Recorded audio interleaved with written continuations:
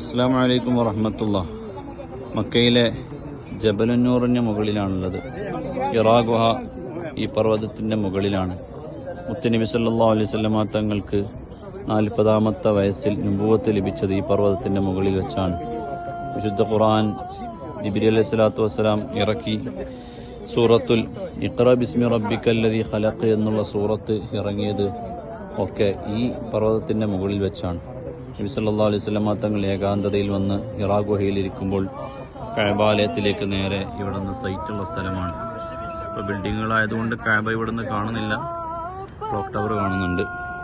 ഇവിടെ വെച്ചാണ് നബി സല്ലല്ലാഹു അലൈഹി വസല്ലമ തങ്ങൾക്ക് നുബുവത്ത് ലഭിച്ചത്. ഖദീജ ബീവി റളിയല്ലാഹു അൻഹ ആ വീട്ടിൽ നിന്ന്, അവിടെയുള്ള വീട്ടിൽ നിന്ന് ഇവിടം വരെ നടന്നു വന്ന് ഈ വലിയ പർവ്വതം കയറി നബി സല്ലല്ലാഹു അലൈഹി വസല്ലമ തങ്ങൾക്ക് ഭക്ഷണം എത്തിച്ചു കൊടുക്കുമായിരുന്നു. അല്ലാഹു തആല ഇവിടുത്തെ ബറക്കത്ത് കൊണ്ട് നമുക്കെല്ലാവർക്കും ഖൈർ നൽകട്ടെ, ബറക്കത്ത് നൽകട്ടെ.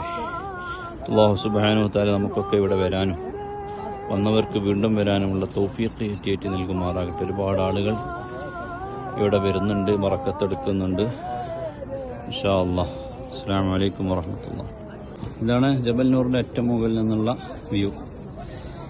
ഏറ്റവും മുകളിൽ കയറി അവിടുന്ന് താഴോട്ട് ഇറങ്ങി വന്ന് ഇവിടെ ഒരു ഗുഹ ഉണ്ട്, അതിനകത്തൂടെ പോയി ഇവിടെ ആളുകൾ നിൽക്കുന്നുണ്ടല്ലേ, ഇതിനകത്താണ് അവിടെ ചെറിയ ഗുഹ ഉണ്ട്.